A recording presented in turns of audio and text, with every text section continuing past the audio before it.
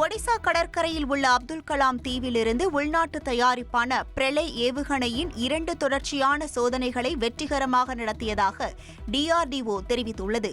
குறுகிய தூர பாலிஸ்டிக் ஏவுகணையான இதன் அதிகபட்ச மற்றும் குறைந்தபட்ச தூர திறனை சோதனை செய்யும் வகையில் நடத்தப்பட்ட சோதனைகளில் ஏவுகணை திட்டமிட்ட பாதையை பின்பற்றி இலக்கை துல்லியமாக அடைந்ததாக இந்திய பாதுகாப்பு ஆராய்ச்சி மற்றும் மேம்பாட்டு அமைப்பு தெரிவித்துள்ளது.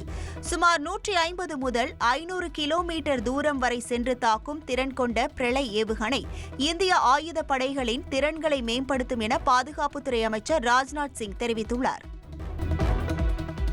மதுரை மாவட்டத்தில் நடைபெற இருந்த தாவேக மாநாட்டின் தேதியை மாற்ற வாய்ப்புள்ளதா என காவல்துறை தரப்பில் கேட்டுக் கொள்ளப்பட்டதாக தகவல் வெளியாகியுள்ளது.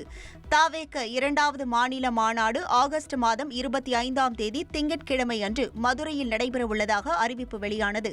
இதனைத் தொடர்ந்து அக்கட்சியின் பொதுச் செயலாளர் ஆனந்த் மாநாடு தொடர்பாக அனுமதி பெற மாவட்ட காவல் கண்காணிப்பாளரிடம் மனுவை அளித்துள்ளார்.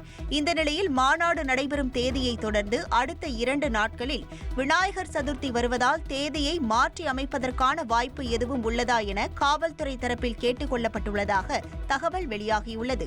ட்ரெண்ட ஃப்ரெண்ட் ஆக்கிக்கோங்க. தந்தி டிவியின் சப்ஸ்கிரைபர்ஸ் அண்ட் ஃபாலோவர்ஸ் குடும்பத்துல நீங்களும் இணையுங்க.